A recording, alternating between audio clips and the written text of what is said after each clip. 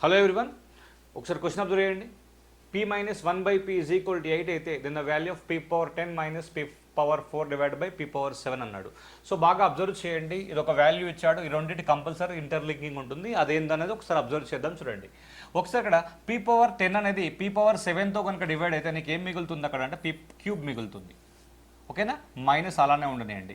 పైన p power 4 ఉంది, కింద p పవర్ 7 ఉంది. ఈ రెండింటికి మనం డివైడ్ అయితే ఏం మిగులుతుంది అంటే 1/p క్యూబ్ మిగులుతుంది. బాగా అబ్జర్వ్ చేయండి, క్లియర్ కదా. So p cube minus 1/p cube value find out చేయాలి. మన x మైనస్ 1/x కనుక ఇక్కడ మన k అవుతే x cube minus 1/x cube కాస్త ఏమవుతుందంటే k క్యూబ్ ప్లస్ 3k అవుతుంది. ఇక్కడ 8 క్యూబ్ ప్లస్ 3 ఇంటూ 8 అవుతుంది. మరి 8 512 ప్లస్ 24 వాల్యూ ఇక్కడ ఎంత అంటే మనకి 536 అవుతుంది. Which one? Second one. So ఇలాగా ఈ క్వశ్చన్ ఆన్సర్ని చేసుకోవచ్చు.